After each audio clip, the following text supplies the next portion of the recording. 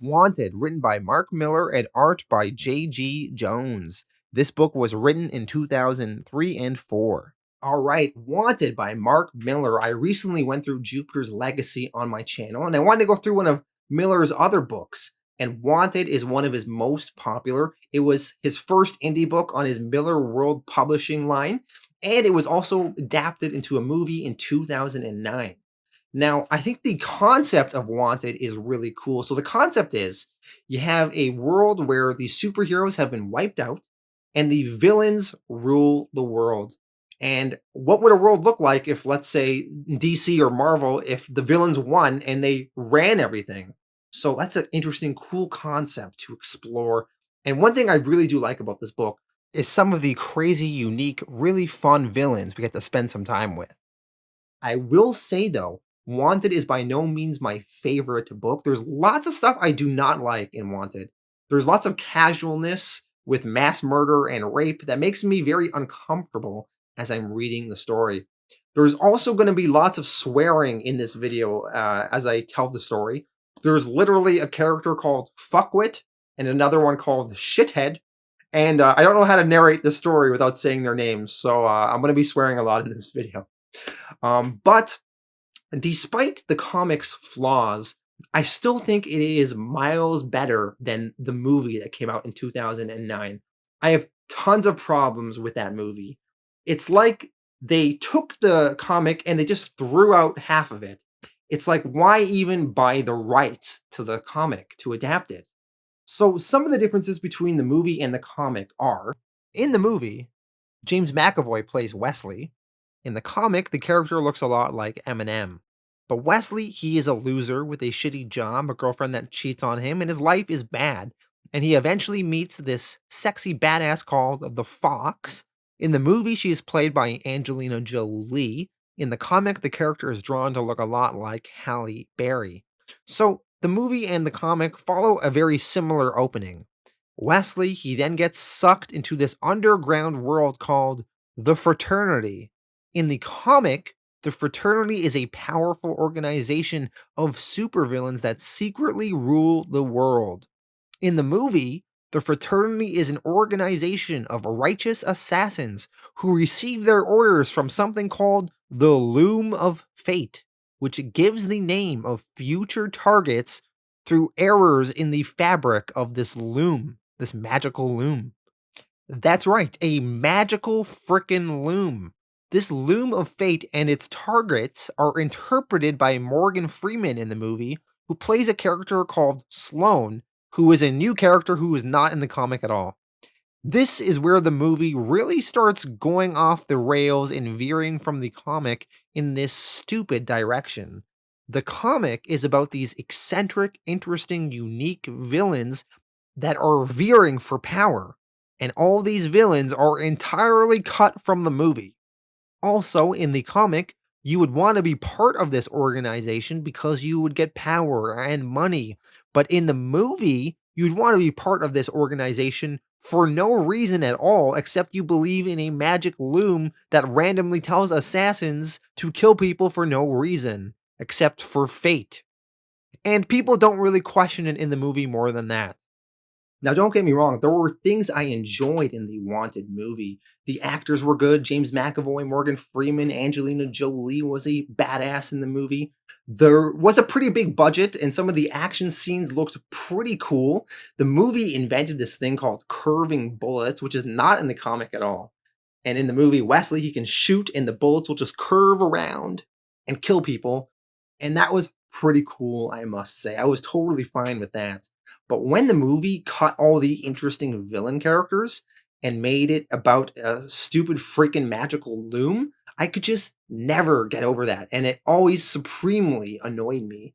So I'm really excited right now to go through with you all the real story of Wanted, which has nothing to do with a magical loom.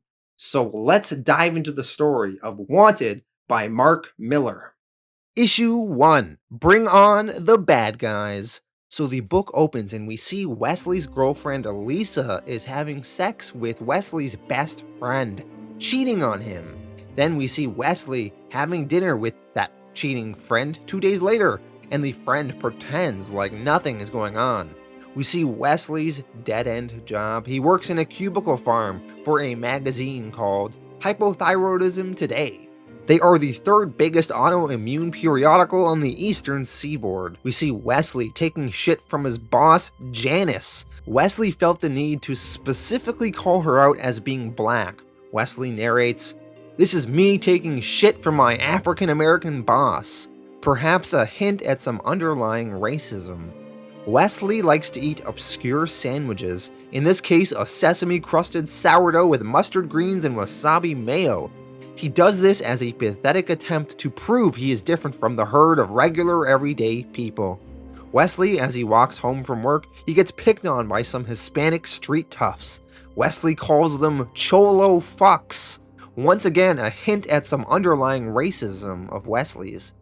Wesley feels like his life is shit. He explains that his dad walked out on him when he was 18 weeks old, and he never knew his father. Wesley feels like he is one of the most insignificant assholes of the 21st century. We jump across town and we see a man known as the Killer.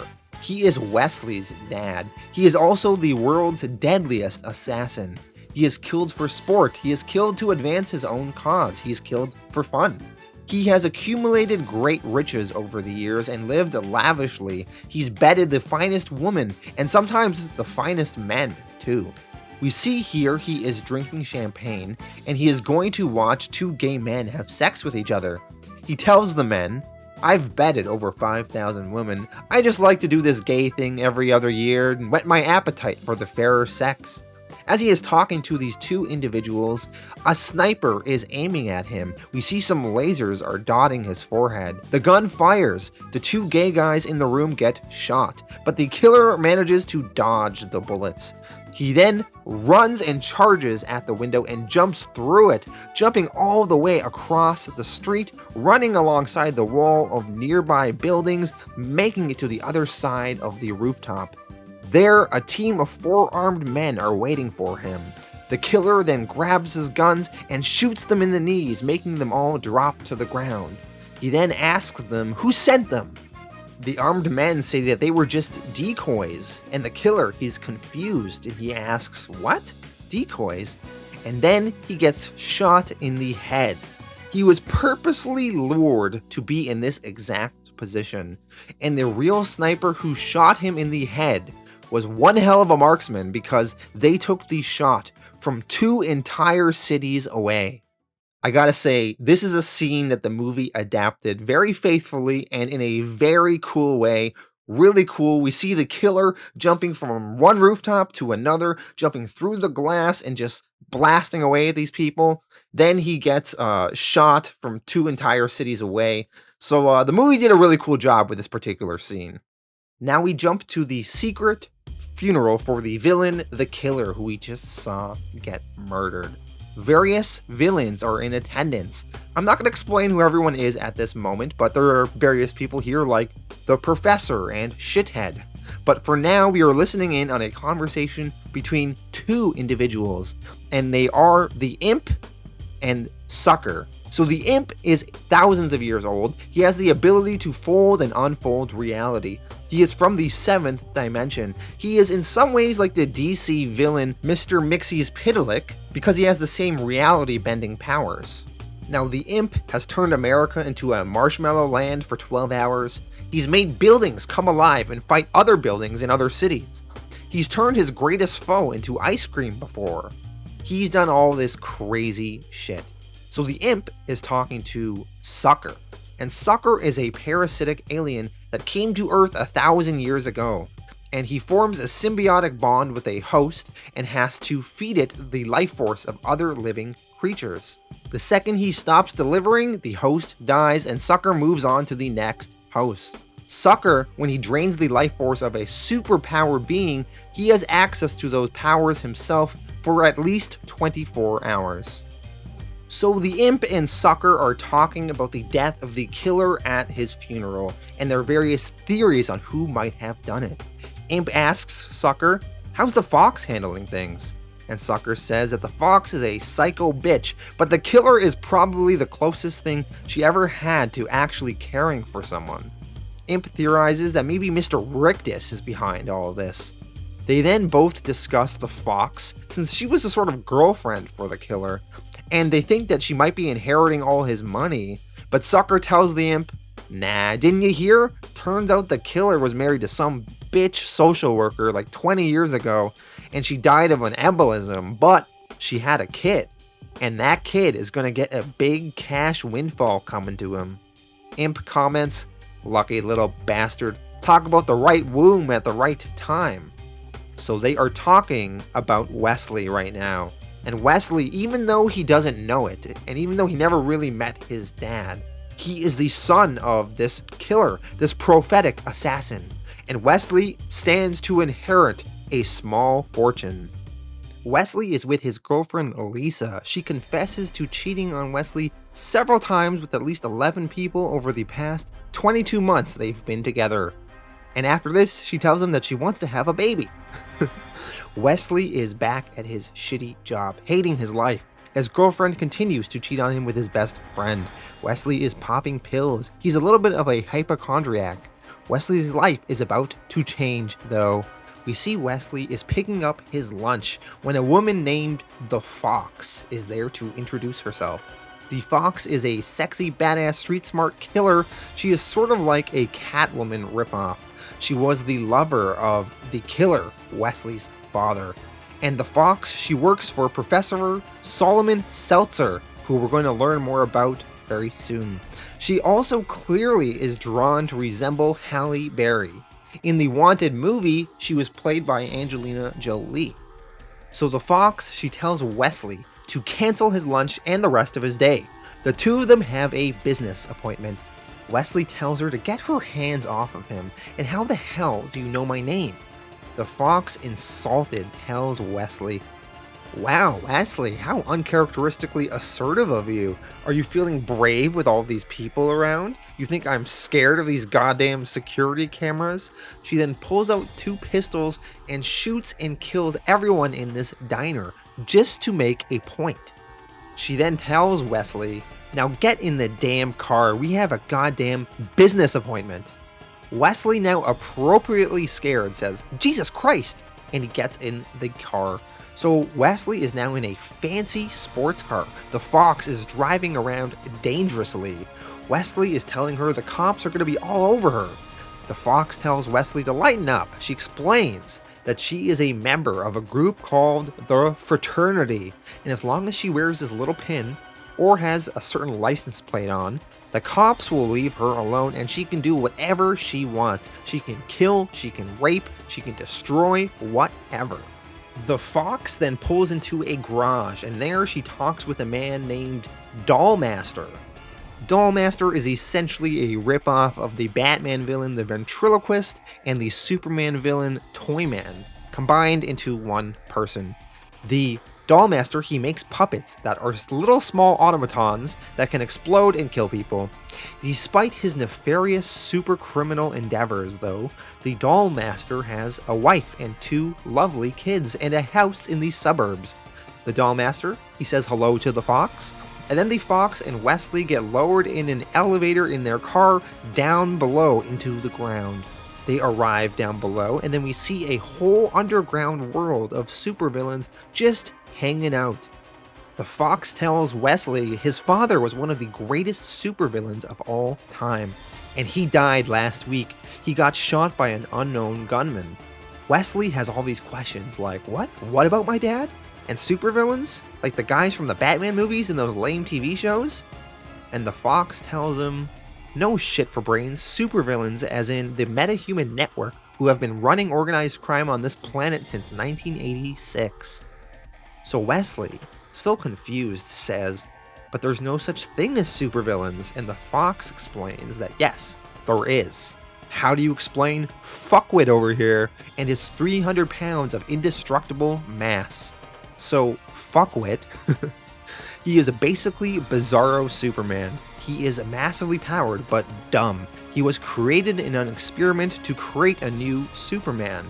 But It obviously did not work out well. He is fiercely loyal though, like a puppy, to the professor who is his boss.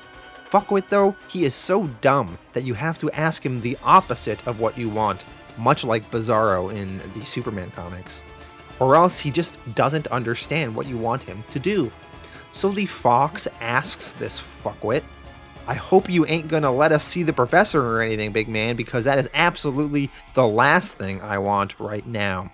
And fuckwit responds, "That okay, Miss Fox, not only you not want to go in the professor's lab, but I'm not gonna let you in."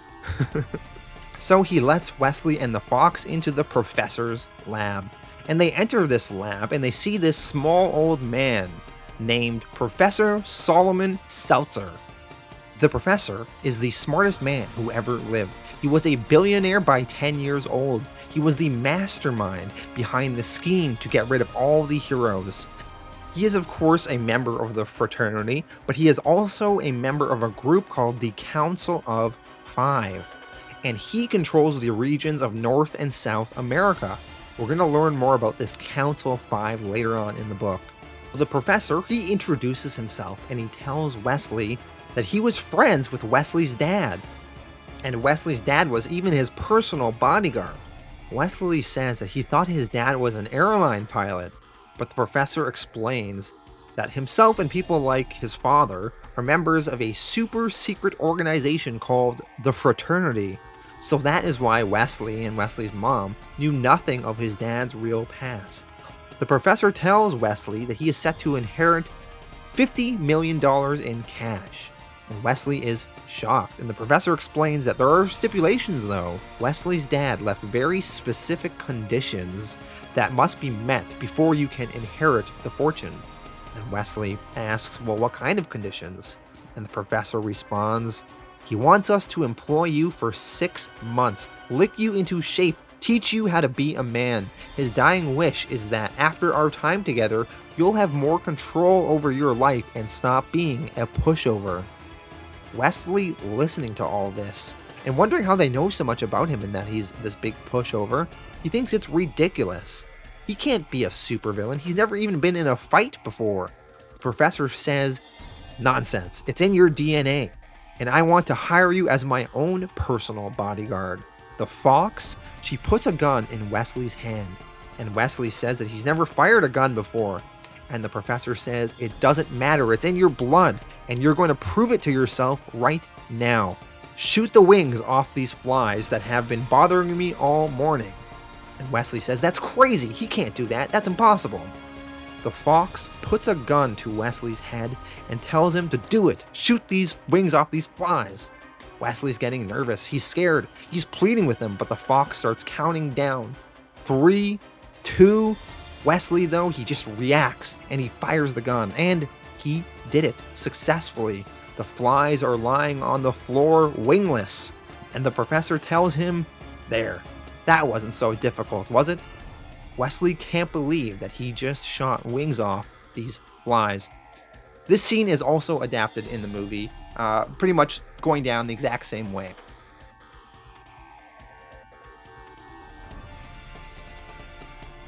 Alright, issue 2. Fuck you. Wesley has 24 hours to decide if he is going to take the fox and the professor up on their offer for him to join their little group. So Wesley, he goes and lives another day in his normal, shitty life. And Wesley continues to be annoyed by everything in his life.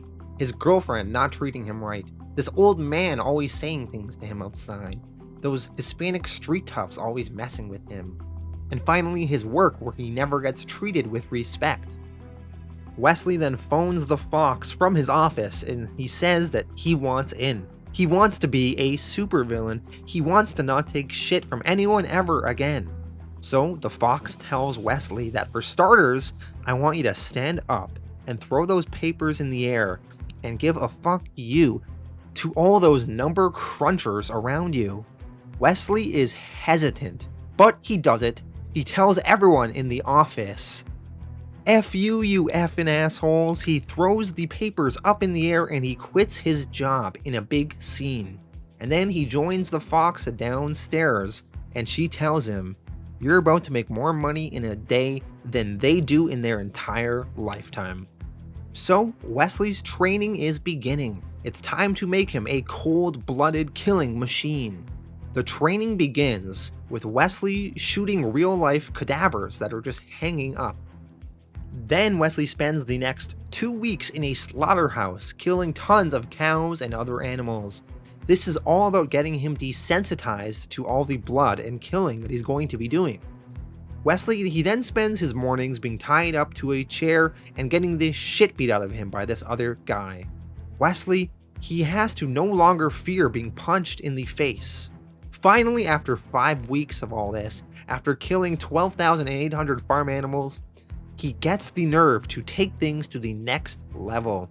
It is time once again for his normal morning beatings where he is tied to a chair, but Wesley, he breaks the chair and grabs the chair leg and stabs the guy that was beating him up in the head with that broken chair leg. This is Wesley's first human kill. The fox asks him how he feels, and Wesley, rather than being remorseful, says he just feels like he had sex with Marilyn Monroe without a condom. Now Wesley goes full psychopath, and I have to say this next part of the book makes me a little bit uncomfortable, and it's hard because Wesley is the protagonist of this book. He is the hero on this hero's journey, and you want to like him, but he is going full villain right now, and he is going to be doing some abhorrent things that are just unacceptable and not cool in any way, and I can't help but not like it, and it turns me off of this book even a little bit. But I'm going to present the story as is, even these bad things, so you get the full context. So Wesley explains that he wanted to take down the real bad guys first, but the fox made him start by killing random civilians. So Wesley is shooting random people in the street. And Wesley comments, "I didn't realize how much I hated the human race until I had them between my crosshairs." He then killed people that pissed him off when he was a kid.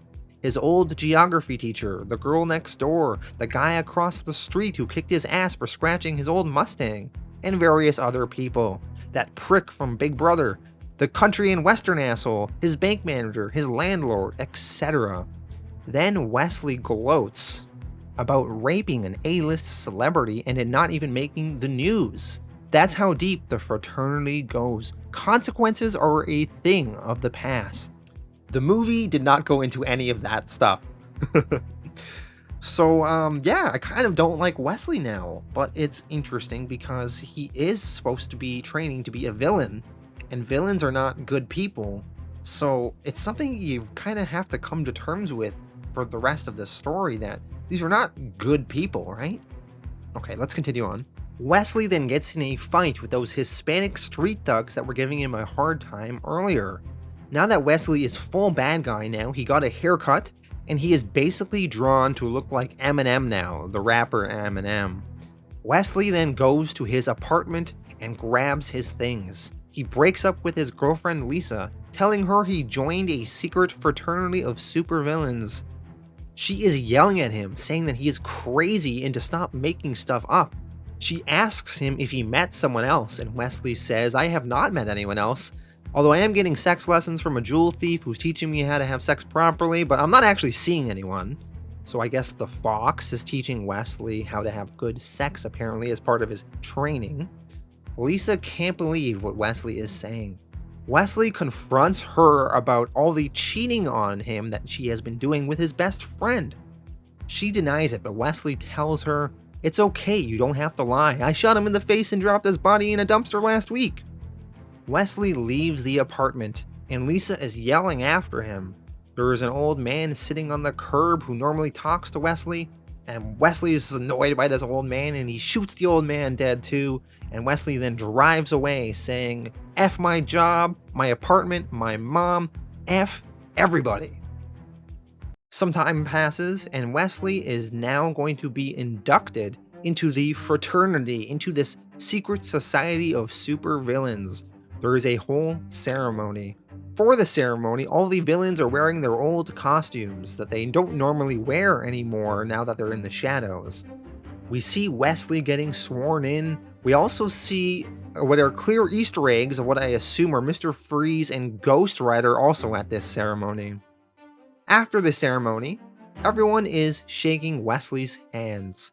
Dollmaster has his dolls carrying blocks that say, "Welcome, Wesley."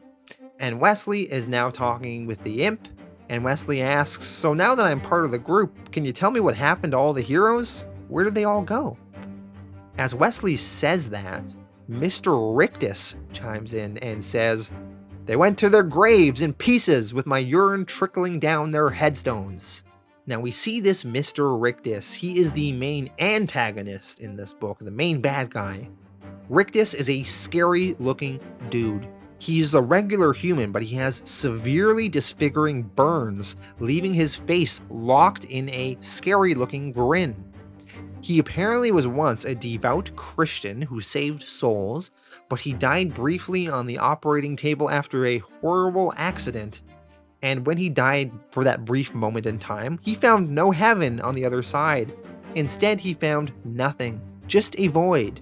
This incident made him a changed man with no moral compass and no eternal consequences for his actions. So now, he does whatever he wants and gives in to his darkest urges. Mr. Rictus is part of the Council of Five, and he controls the region of Australia, something he is not too happy about, and he feels he got a little bit short-changed on.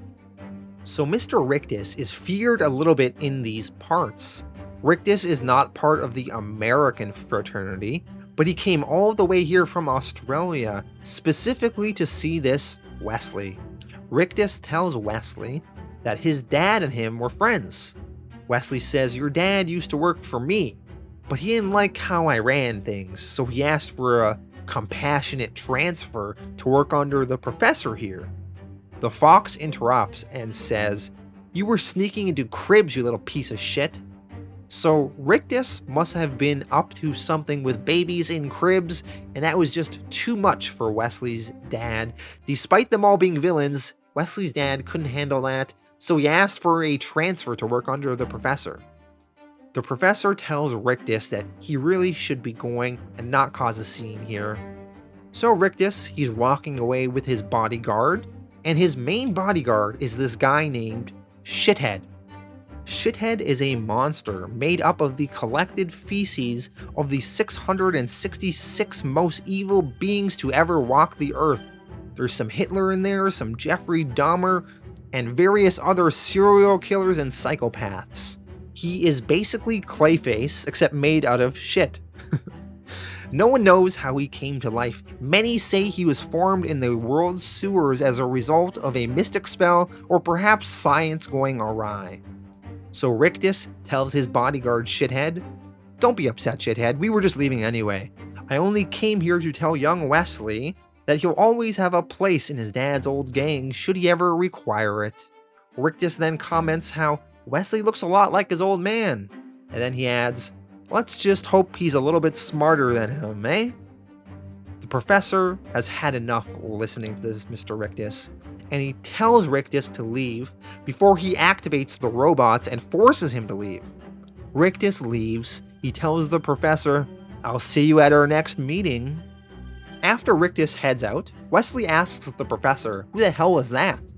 And the professor gives Wesley a little history lesson.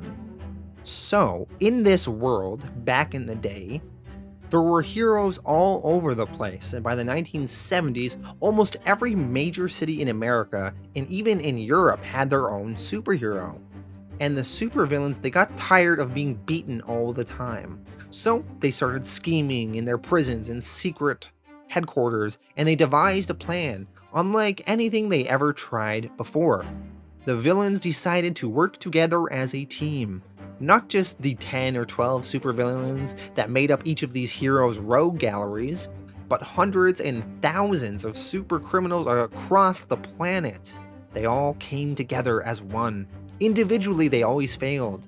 But together as an army, they were going to be unbeatable. The professor himself was one of the main ringleaders of this master plan. The final battle of the villains and the heroes culminated in 1986 and lasted 3 months, and the villains won. And by the end, there wasn't a superhero left standing from one end of the globe to the other. Wesley asks, "Why isn't this in the history books or the news?" and the professor explains it wasn't enough to beat the heroes, we had to strip them of their memories and make sure that even their greatest fans didn't remember them. Now, that may seem impossible, but you gotta remember, we have 7th dimensional imps and alien supercomputers.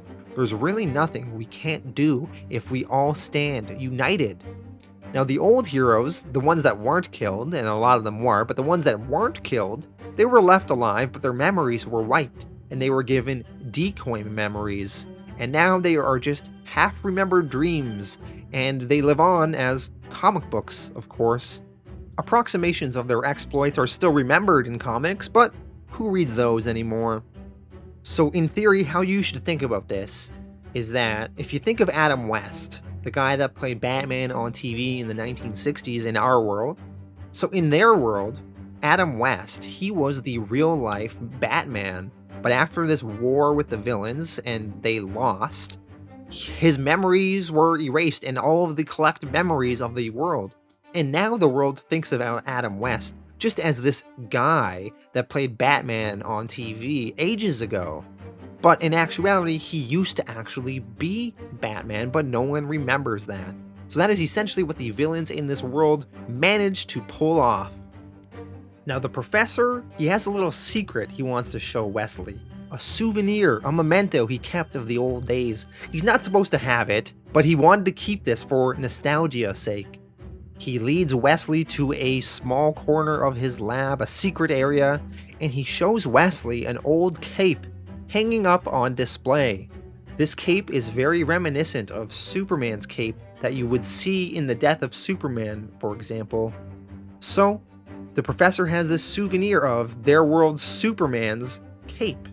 Alternatively, Millar has said all of his books are loosely tied together as part of a semi-connected universe. So this cape is kind of the Utopian's cape from Millar's other book, Jupiter's Legacy, so you could see it as that way too. The professor then says to Wesley, "Now let's put you to work, shall we?" Okay, so that's how issue 2 ends, but I just want to explain a little bit more about this world. So, when the villains defeated the heroes, they divided up the continents just like how mafia bosses would divide up territories. And these 5 bosses are part of something called the Council of 5, and every so often they have meetings to discuss matters. So the members of this council are Adam 1. He is the world's oldest man, and his territory is Africa. There is the Future. He is a Nazi, a time-displaced criminal that is hoping to begin a new Holocaust, and he controls Europe. There is the Emperor, and he controls Asia. The Professor, he got North and South America. Doesn't seem fair he got 2 continents if you ask me, but he North and South America. And Mr. Rictus got Australia. Now, Rictus with Australia was pissed about it. He wanted a better continent. To add to some of his anger, initially the Fox and Wesley's dad, the original killer, were part of Rictus's crew, but they left and joined the Professor in America. Now, we see the American fraternity run by the Professor and his various members. So we see Wesley and the Fox are part of that American fraternity. There's also Dollmaster, the Imp, Fuckwit, Sucker, and Brainbox. And while there is peace right now between the American and Australian fraternity, how long will that last? In the next issue, we are going to learn more about the Council of 5, as well as Mr. Rictus's crew and the various members on his side. Issue 3, Super Gang Bang. Wesley and some of his new fraternity villains are in a parallel dimension. They are in Earth Parallel 2. It's identical to their world, except it's 20 years older, and the superheroes are still alive and all over the place. Wesley is using a jetpack and flying around skyscrapers and shooting at various heroes. Although Wesley's jetpack starts dying though, he starts falling to the ground. Luckily, Dollmaster gets some of his dolls to help Wesley stay in the air. Apparently the dolls can fly.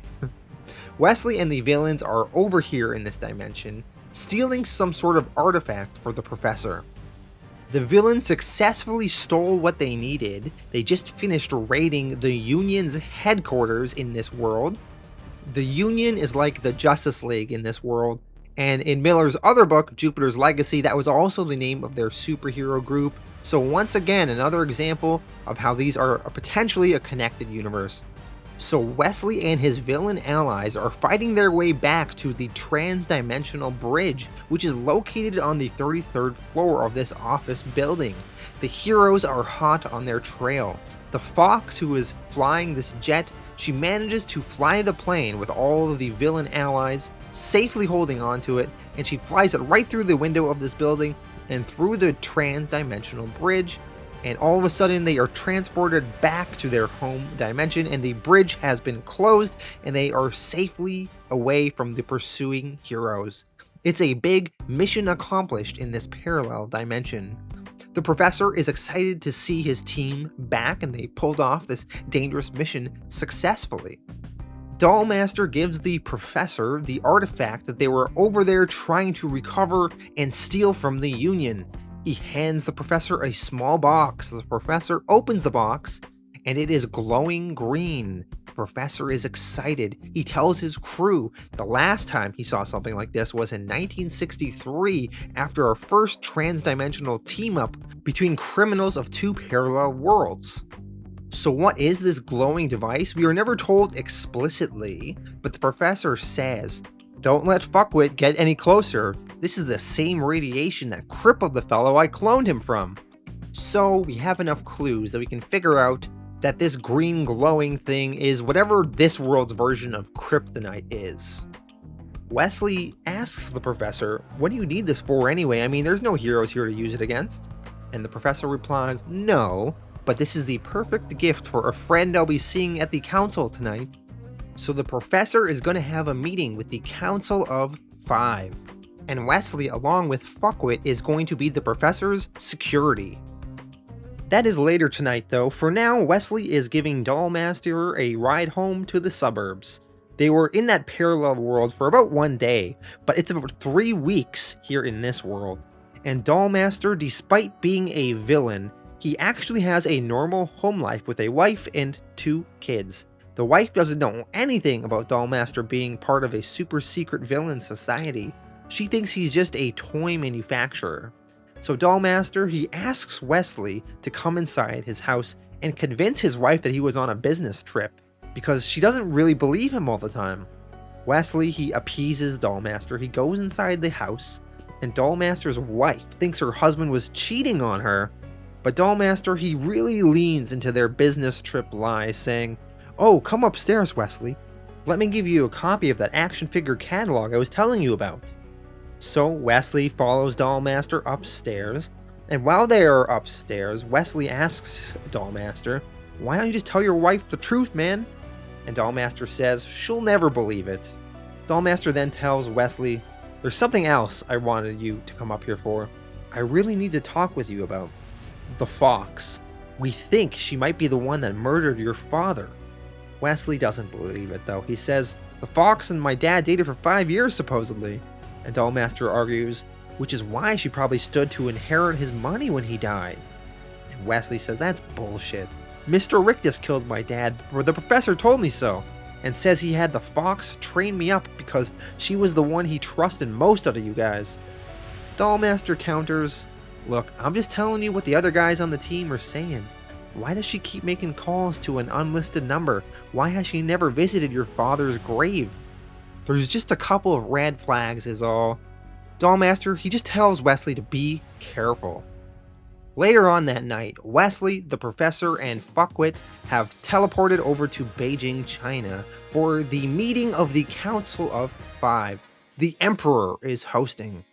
They're all walking through this convention center where it seems like this event is going to be held, and we see all these villains everywhere. They are having a big party. We see villains are drinking and chatting. We see Mr. Rictus is talking to some guy with a bow and arrows. We see Shithead drinking a cocktail. There are some more of Rictus's crew as well. So I'm going to introduce you all to the main members of Rictus's crew, part of the Australian fraternity. So there is Shithead. We've met him earlier. He is Rictus's main bodyguard. There is also Deadly Nightshade, a plant manipulator, pretty much a poison ivy knockoff. She is an assassin that deals in deadly petals. She is also apparently having an affair with the Imp, one of the Professor's crew members. There's Johnny Two Dicks, a cowardly pharmacist with a 13-inch sentient penis that is a criminal mastermind. He lacks the courage to defy its orders, though. There's the Avian, a bird-themed supervillain.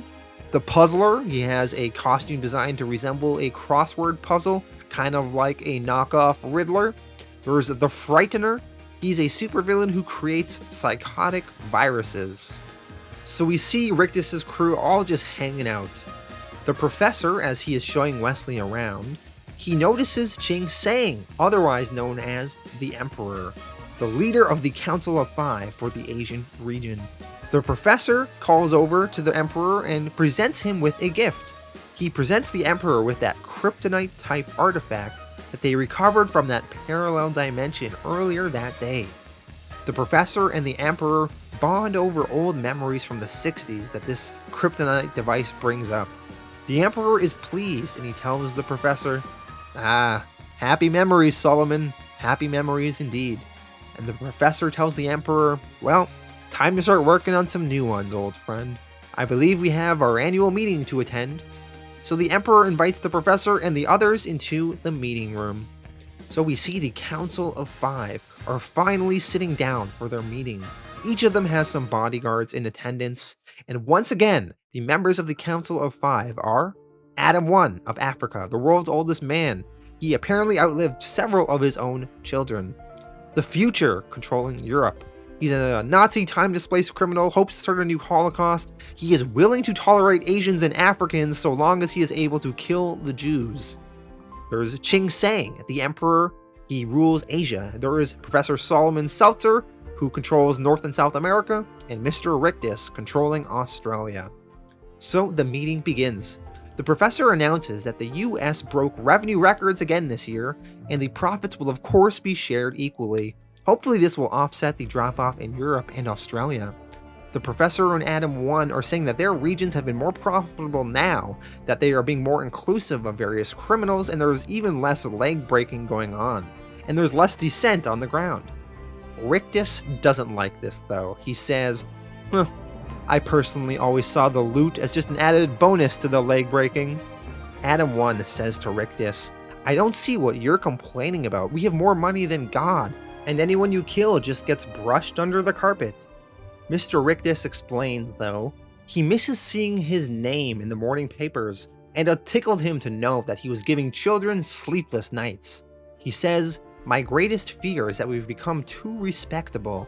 The man on the street should piss his pants when he hears the letters in our name. The Professor is frustrated. He sees Rictus is trying to force a vote on the matter. This is something that they have voted on many times. Rictus wants the villains to go public. He no longer wants to continue operating in the shadows like they do now. The Professor says, why are we doing this vote? Every year the vote is the same. I vote to stay in the shadows, as does Adam 1 and the Emperor, and you, Mr. Rictus, and the Future vote to go public. And Adam 1 argues against going public, saying, why would we entertain a plan that would bring us to the attention of every superhero in the multiverse? Sure, they killed all the heroes in this world, but because they are operating in the shadows, the other multiverse heroes don't think much of them. But if all of a sudden the villains were publicly ruling the world and doing horrible stuff, maybe the heroes from the other dimension would come over here and try to stop them. They hold the vote. The Professor and Adam 1 vote to stay in the shadows. Mr. Rictus and the Future vote to go public. The deciding vote is the Emperor. He hasn't voted yet. Mr. Rictus seems confident that he has the Emperor's vote. See, Mr. Rictus, he built the Emperor a huge death camp in Argentina, and previously the Emperor told Rictus he was also bored with all the behind-the-scenes crap. But the Emperor, he's having a change of heart, and he tells Rictus, I know what I said earlier, and I meant it at the time, but the more I consider the consequences of this, the more I think it may be wise to wait. The Emperor votes to stay in the shadows. The gift that the Professor gave the Emperor earlier, that memento of the good old days, that kryptonite, it seemed to have an impact on the Emperor, and perhaps swayed him to change his vote because of it. Rictus and the future are upset, and they leave the meeting, and Rictus tells the group, "Well, until next year then. As always, it's been a genuine pleasure." As Rictus is leaving, Wesley tells Rictus, "Happy goat fucking, Mr. Rictus." And Rictus replies, "I don't fuck goats. I make love to them." And then he leaves. A very weird interaction. Wesley and the professor have teleported back home to America, and now they are being driven home by Fuckwit. Wesley is impressed that the professor's gift to the Emperor helped him get the votes that he needed. The professor, of course, was actually doing various subtle things to alter the Emperor's vote. Remember, the professor is the smartest man alive. He was doing so many things to sway the Emperor's vote. First, there was the gift, but there was also the angle he was sitting at, the subliminal code he was tapping with his fingers, and the cologne he was wearing was actually a favorite of the Emperor's father. The professor was doing all these things to sway the Emperor's vote, and it worked. And the professor is in such a good mood that everything worked out, he tells Wesley to take the rest of the night off and go celebrate. Wesley gets out of the car and says goodbye. The professor then tells Fuckwit to take him to the meatpacking district because he wants to pick up some girls to celebrate. It turns out, though, that Fuckwit is actually Mr. Rictus's bodyguard Shithead in disguise. Shithead, like Clayface, can take on the form of others by molding his body. Shithead then turns around in the car and attacks the professor and engulfs the entire car in shit, drowning the professor and killing him. Shithead says, "Death by dysentery." We see Rictus and his whole crew now happy that the professor has been taken out, and Rictus says, "Good. Now let's go get rid of the rest of these idiots." Issue 4. Crime Pays. After Wesley left the professor's car, he eventually wound up at the Fox's apartment later that night. Wesley and the Fox are in bed, having just fooled around, and the Fox talks about the good old days, where there were 22 villains for every superhero. She also shares that apparently the first supervillains were these naked bank robbers in the 30s. They robbed the banks naked, and everyone was so distracted by their peckers being out, no one could ID them. Although they got caught once security cameras came around. Wesley asks the Fox how she became involved in all this supervillainy. She says growing up in the project's only way of making money was either sports or supercrime, and she's not tall enough to dunk a basketball. Wesley then talks about how earlier tonight he was bored and walking around, and he wanted to, mess up some shit. So he wandered into a police precinct and murdered everyone inside. There was one female cop left alive, and Wesley was wondering what to do with her. And the Fox asks, "Did you rape her?" And Wesley responds, "No, that's the funny thing. I got myself so wound up and horny, it seemed like the obvious thing to do, but for the first time since I met you guys, I hesitated, and I just burst into tears." Once again, the casualness of rape and mass murder in this book does not sit well with me.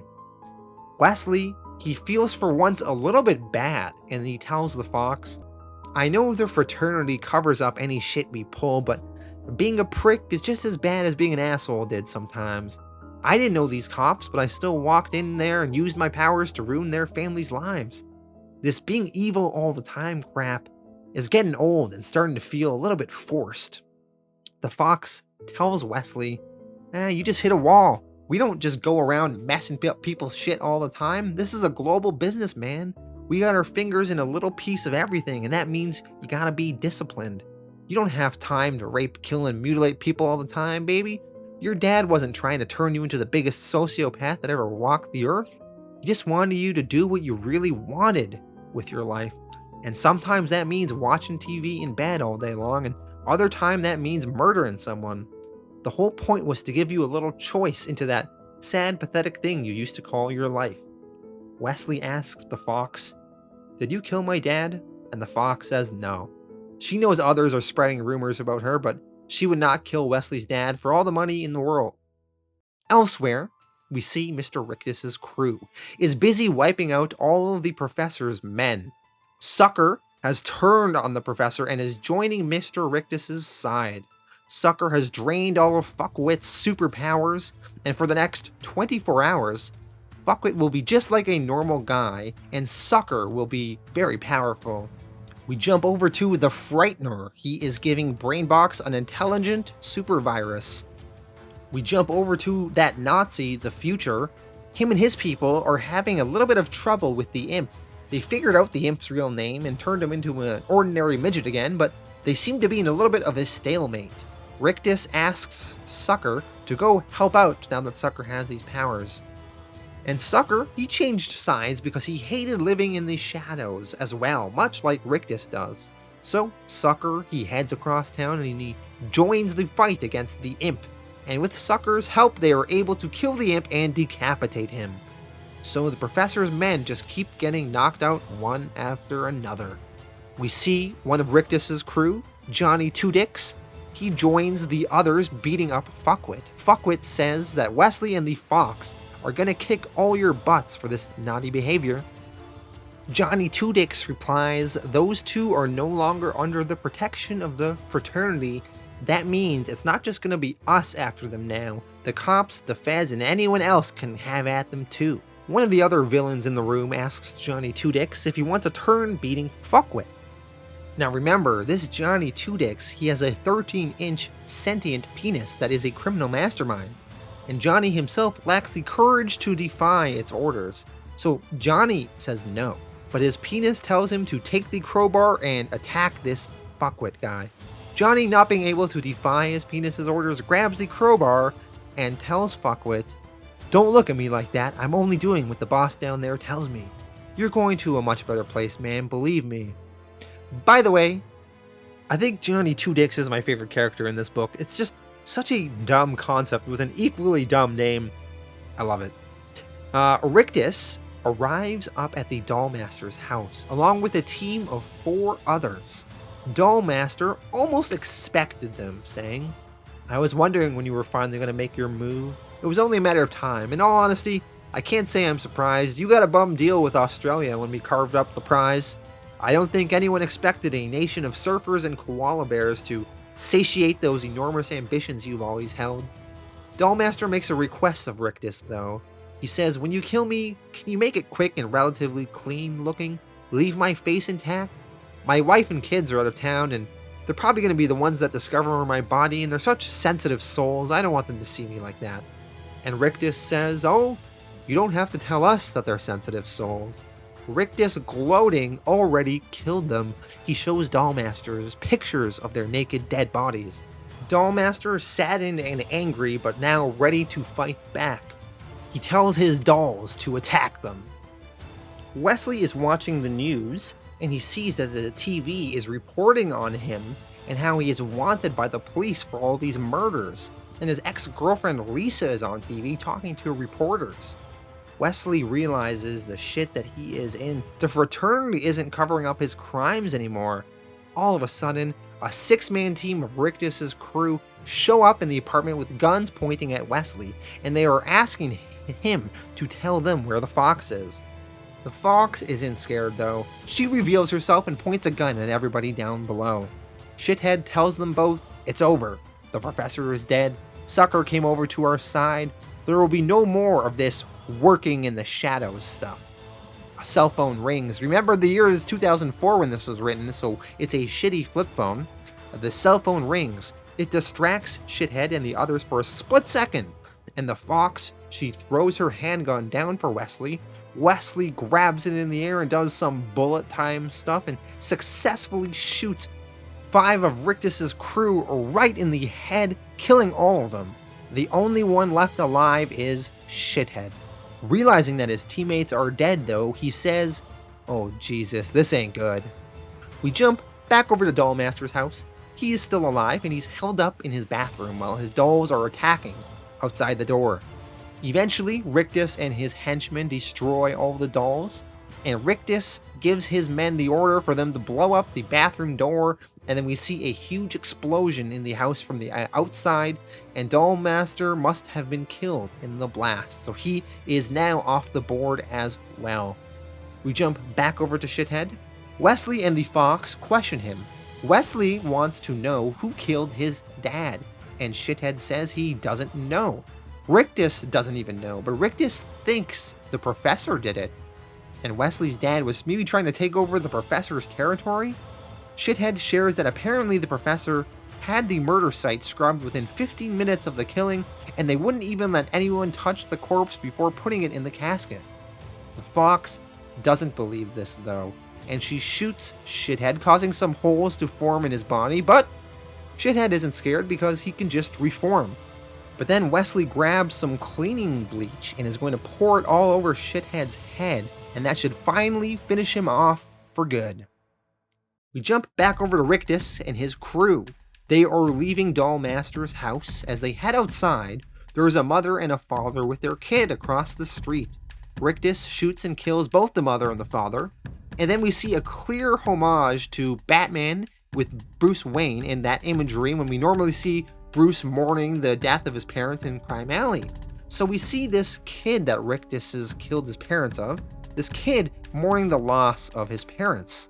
And in a funny line, one of Rictus's henchmen asks, should we kill the kid too? And Rictus says, leave him. Any luck, he'll spend the next 18 years training himself to avenge these idiots. At least he'll give me someone interesting to fight when I'm an old man. Rictus and his crew then head through a portal over to the professor's headquarters. They can't wait to use some of those crazy gadgets, technology, and inventions that the professor has been secretly building down there all these years and let these gadgets loose on the world. Issue 5, The Shit List. We see the remnants of Shithead's face in the toilet. We see a police crew sweeping the building looking for Wesley and the Fox. We see the Future and his crew searching the streets. Future thinks Wesley and the Fox might be trying to run and leave Manhattan, but really, Wesley and the Fox are just hunkering down and plotting their revenge. Rictus is now inside the professor's base, and he calls up Adam 1 and the Emperor, and he is talking to them via video chat, all while I assume feasting on the professor like a cannibal. We see the professor on this plate in the middle of the table. Adam 1 on the video call doesn't believe that Rictus could go this far. He tells Rictus we all had an agreement to never attack each other. And Rictus says he grew tired of that agreement and he decided it was time to negotiate a new one. The Emperor realizes in horror that Rictus has access to all of the professor's super weapons, and Rictus says, that's right. The Hammer of Hell, the Golem from space, the Continent Smasher, we got them all, and once we can figure out how to switch them on, we'll have ourselves a fine old time. Rictus, also to celebrate, has rigged up a good old-fashioned superhero death trap. There is a deadly giant robotic octopus that the professor apparently built, and it is sitting down below, and hanging above this robotic octopus are this world's Batman and Robin type heroes, except of course they don't remember who they are anymore. They think that they just played superheroes on TV, not knowing they were the actual heroes before the Great War in 1986, when the world's reality changed. The puzzler, he pulls the switch. He can't wait to see his old rivals finally die. So these Batman and Robin type heroes fall into the water and the robotic octopus kills them, turning the water red with their blood. Adam 1 warns Rictus that if he starts using the professor's weapons and starts destroying cities, every cape in the multiverse will be coming down on them in this dimension. Rictus says, who cares? After 18 years of just counting money in the shadows, I'm afraid there's only one thing we've got to say to that. Bring it on. We jump to Nightshade and the Future. They are walking through the streets of Manhattan. Nightshade, remember she is like the Poison Ivy type character. She is happy she can now do whatever she wants, so she has engulfed large sections of Manhattan in plant life. The Future, remember he's the Nazi, he tells Nightshade, it's the Jews I wanted most. I told them I could suffer the blacks and the chinks, but they promised me the Jews back in 1986. Treacherous bloody bastards. And Nightshade tells him, well, look on the bright side, darling, more to play with now, And just after that, Wesley snipers and takes them both out, Nightshade in the future, now dead. Later on, Wesley takes down and shoots the Frightener, then the Avian, then the Fox separates Johnny Two-Dicks from his sentient penis. Sucker, who stole all those powers from Fuckwit, he flies up to where Wesley and the Fox were shooting people, and he feels confident that they can't do anything to him because he is too powerful now with all these new abilities. The problem is, though, Sucker can only steal someone's powers for 24 hours, and Wesley tells him he's an idiot. Your 24 hours just ran out half a second ago. So Sucker, who was flying in the air, all of a sudden his powers give out, and he has no more ability to fly, and he starts falling down to the earth, eventually to his death. So Wesley and the Fox are starting to make some real headway here. They decide to head directly to the professor's headquarters now and take the fight to Rictus personally. They are on the upper street level for now, in the garage area. They are in the back of this delivery truck, forcing the drivers to drive them into position. Wesley and the Fox then begin opening fire with these Gatling guns through the delivery truck walls and wipe out all of Rictus's villains on this floor. They then get driven into the elevator that eventually lowers them down into the real part of the professor's lair. As Wesley and the Fox enter the main part of the professor's base, Rictus and his people start piling in, and Wesley and the Fox start taking everyone out. As Wesley is mowing everyone down, he narrates, I am John Wayne in True Grit. I am Clint Eastwood in all 5 Dirty Harry flicks and the spaghetti westerns. I am Jean-Claude Van Damme, Sly Stallone, Bruce Lee, Chuck Norris, Lee Marvin, Sean Connery, Arnold Schwarzenegger. And you, my friend, are fucked. We then see Mr. Rictus and his many other villains. Wesley starts to doubt himself, though. There's a lot of people left here to kill. He doesn't think he's going to be able to do it. He starts thinking back to growing up with his single mom and being a loser and just a stupid kid who collected Ninja Turtles. He doesn't do things like this. He watches other people do this on TV. The Fox tells Wesley, though, you can take them, Wes. This is everything I trained you for. Now kill them. Wesley then starts shooting. He takes one down and then another, and then someone fires back at him and he gets shot in the shoulder, but he continues taking others down. Wesley is jumping and spinning in the air and doing some sort of like Neo in the Matrix, Max Payne, bullet time like shit. Just ignore how completely unrealistic this is, okay? And he wipes almost everybody out, and all that is left now is the Fox, Wesley, and Mr. Rictus and a room full of dead villains. Wesley narrates to himself, act tough, act tough, act tough. And then Wesley, he tells Rictus, I'll give you one shot. And Rictus points his pistol and shoots a bullet, but Wesley, he has a knife and he deflects the bullet back, and the bullet ricochets off of the knife and back at Rictus, and it goes right through Rictus's neck, and Rictus falls down to the ground. Wesley climbs on top of Mr. Rictus now and asks, did you have anything to do with killing my dad? Who put that bullet in his head? And Rictus replies sarcastically, Lee Harvey Oswald. Wesley says, wrong answer, and he stabs Rictus to death. So who killed Wesley's dad, if not Mr. Rictus, and if Rictus doesn't know? Well, in the aftermath of this battle, Wesley hears some clapping in the distance of this room. An old man is smoking a cigarette, and Wesley is confused, and he says, Dad? Wesley's dad is in fact still alive. He never died. And Wesley's dad replies, I think I owe you something of an explanation, Issue 6, Dead or Alive, the final issue in this story. Wesley's dad says, well, what are you waiting for, Wesley? Too butch to give your dad a big hug? Wesley thinks this man is maybe a shape changer or something, but the Fox says this guy is the real deal. Wesley is confused. His father says he is going to tell Wesley everything. But first, let's go grab some supper and I'll fill in all the blanks. So they all head over to dinner. And Wesley's long-lost father explains that most people didn't actually see his body. They just believed whatever they were told at the funeral. And when it came time to identify the supposedly dead body of him, he got the fox to do the honors, and she was in on this the whole time. And that's why she never visited Wesley's dad at the cemetery, because he wasn't really there.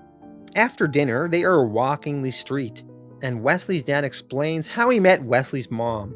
The story that Wesley was told was that they met at an office Christmas party, but the truth is they met at an old masquerade club back in the pre-1986 days before the reality reset, back when superheroes and villains were running around. The masquerade club was a big club where costume individuals would party and have orgies and stuff. Wesley's mom was just a normal social worker, and she had been the social worker of that villain, the Avian, when he was in prison. Well, when the Avian got out of prison, the Avian and Wesley's mom started dating, and he brought her here to this club. But when Wesley's dad saw her at the club, he wanted her bad. And at this club, orgies would usually break out, and someone would suggest doing a key swap or something, and everyone would drop their keys in a hat, and whichever girlfriend picked out a specific key would go home with that person. Well, Wesley's mom picked out Wesley's dad's key, and before you know it, they banged for 2 days straight. Wesley finds this whole part of the story a little bit gross. The father lived with Wesley's mom for a while, and they tried to make the relationship work, and eventually Wesley was born. But the mom wanted the father to stop being a supervillain. She wanted him to retire and live off the loot he already had. But Wesley's dad knew that the villains had this plan to take over the world, and he wanted to kill every superhero that ever walked the earth, and Wesley's mom wanted him to move to Connecticut and start a family. So Wesley's dad, he had really no choice but to leave. So the dad walked out on Wesley and his mom, and eventually Wesley's mom became really Christian and uptight, and she wouldn't let Wesley's dad even see him. But Wesley's dad, being the great assassin and criminal that he is, he would easily sneak in all the time and check in on Wesley and sometimes leave him gifts, but mostly he would just stroke Wesley's hair at night until the sun came up. Eventually, the war with the heroes happened. 2 million people died, and Wesley's dad, he made sure that Wesley and his mom were safe. Meanwhile, the villains were building a machine called the Empire State Building.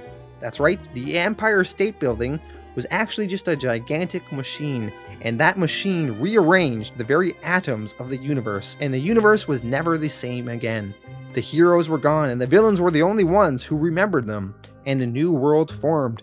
And when that new world formed, Wesley's mom thought Wesley's dad was just a simple airline pilot, and she pretty much forgot most of the details about him.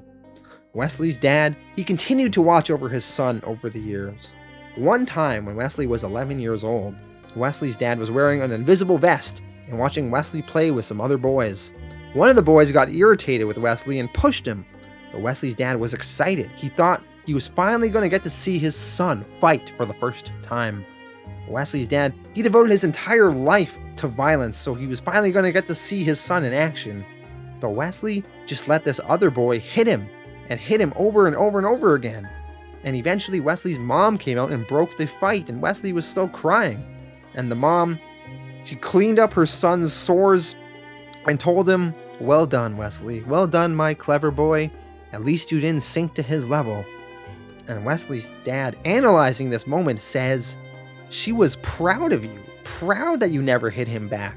She wanted you to be a pacifist because she knew exactly what would happen when you picked up a knife or fired a gun. Deep down, she knew what you were carrying inside, so she trained you to become a world-class pussy. You took shit from everyone. Your life was an absolute mess, and all for one simple reason, because I walked out on you when you were 18 weeks old." Wesley's dad starts crying and continues, "That's what this whole thing was about, you joining this organization. I wanted to make up for lost time and help you become the kind of guy you always wanted to be." Wesley then begins to remember some of the stuff his dad is saying. He remembers his dad stroking his hair at night when he slept and the little toys that he sometimes left behind. He hugs his dad and says that he remembers. He remembers his dad even though he never really saw him that much. But they were always kind of close, and Wesley's dad was always watching over him his whole life from the sidelines. So, throughout all of this explanation and walking and talking, they eventually find themselves at the cemetery and they are visiting Wesley's mom's grave. Her name was Alicia Gibson, and Wesley's dad comments that Alicia was the only woman he ever truly loved, and it hurt him after the reality reset in 1986 when he one day passed Alicia in the street and she had no memory of who he was or the relationship that they shared. After all this, Wesley's dad then gives Wesley a gun and tells him that this is the final stage of your training, the last test to pass before you inherit all my money. You have to put a bullet through your daddy's skull before the sun comes up. And Wesley is shocked, asking, is this a joke? We only just met, for God's sake. And Wesley's dad tells him, stop being sentimental. You are the only person I could accept death from. You are the only one who deserves to put a bullet in me. And Wesley asks, but why should anyone put a bullet in you? And Wesley's dad says, because sooner or later someone else will. And these old eyes aren't what they used to be. I missed a target from less than half a mile not so long ago. I can't stand the idea of not being the best. And I can't bear the thought of some half-trained trash finishing me off. And Wesley's dad continues, Wesley, please. I've made you rich, hard as nails, and one of the 5 most powerful criminals on the planet. All I'm asking is this one little thing in return. Now, will you stop being such a pussy and pull the trigger? Wesley says, this is horrible. And his dad replies, I know it's horrible, but it's also why I trained you. Wesley and his dad tell each other that they love each other. And then Wesley shoots and kills his dad. With that done, all the loose ends are now tied up and everything can go back to normal. Fox says that her and Wesley are getting upgraded and getting a seat on the Council of 5. And they are back in the fraternity, and the fraternity will clean everything up. And this time tomorrow, they can start their new life ruling the world. Wesley tells the Fox, though, that he doesn't think he wants that. He kind of wants to go back to his old life. And they talk back and forth for a bit, and then the Fox says, wait a minute, you're messing with me here, right? And Wesley then replies, of course I'm messing with you. Now let's go see what $10 million looks like in real life. Alright, so now the story is wrapping up, and Wesley, he's going to narrate and break the fourth wall and talk directly to us, the reader. He says, there, happy now? Pleased to see the mystery resolved? Little old me getting the girl, the cash, and ending our story as one of the secret masters of the world. God, you're such an asshole, and I speak from experience. It only seems like yesterday I was at your level on the pathetical meter. Why should you give a shit how my life works out? You're killing yourself working 12 hours a day, getting fat on cheap takeout food, and your girlfriend is probably banging other guys. Just because you've got a plasma TV and a big DVD collection doesn't mean that you're a free man. You're just a well-paid slave, like all the other cattle out there. Even this comic was just a 15-minute respite from how hard we're working you. You used to think the world was always like this, didn't you? The wars, the famine, the terrorism, and rigged elections. But now you know better, right? Now you know what happened to the superheroes. And you know the funny thing? You know what makes me laugh now that I'm on the other side? You're just gonna close this book and buy something else to fill that big empty void we've created in your life. And then, God, I hate this last page. Just read it yourself. Wesley then mugs for the camera and says, this is my face while I'm effing you in the ass. And then that is how the book ends. Alright, so that was Wanted. I know it's a very polarizing book. I hope a lot of you enjoyed it. And for those of you that didn't, I hope you at least found it interesting. And you can now discuss the book and have thoughts on it. Now, what I did enjoy in the book is that I like the overall concept of these villains ruling the world and seeing what that would look like. I liked Wesley's fish out of water story, taking this normal everyday guy and sucking him into this underground world. That was really fun. I like these crazy, unique villain characters you have. Mr. Rictus is a scary guy. Shithead, it's pretty funny concept. Johnny Two Dicks, also kind of funny. So I like those unique, crazy characters. And overall, I think this book had a lot of fun in it. Now, what I did not like is one, it's just very unrealistic at times. Wesley just killing everybody. I'm just not buying he's taking all these people down sometimes. The book also gets a little convoluted with some of the twists with Wesley's long lost dad. Wesley is also just a terrible main character, and I hate him. He's an annoying, self entitled, whiny jerk. But the main criticism I have with this book is that it's like Miller is trying to be too edgy sometimes. A lot of people like to call Miller an edgelord, which the definition of that is an edgelord is someone on an internet forum who deliberately talks about controversial, offensive, taboo, or nihilistic subjects in order to shock other users in an effort to appear cool or edgy. And in many ways, it's like he's doing that in this book. He's just trying to shock you, and it's so cringy at times, especially like that last page in this book where he's talking about doing you in the ass. It's like, why are you writing that, Miller? Why are you doing that? And I really feel like Wanted could have been like an amazing great book, but some of these cringy, edgy things and the casualness about talking about rape and just mass murdering everyone, it kind of ruins the book just a little bit. But I still had fun with the book overall. There's some things I don't like. I still think it is miles better than the movie, which just completely threw most of the book out. But I'm gonna give the book a 7.5 out of 10, just because it's so unique and some of these characters I did have a fun time being with. So, thank you all for watching. I'm curious to hear some of your thoughts in the comments section. And I will be back in 2 weeks with the mystery book, which I will be working on for the next 2 weeks. And it's going to be a pretty long video. I want to be covering 12 issues, and it's going to be a self contained story. So, I'm not covering something that has like 36 issues or something. So, one and done. And I will see you in 2 weeks for that.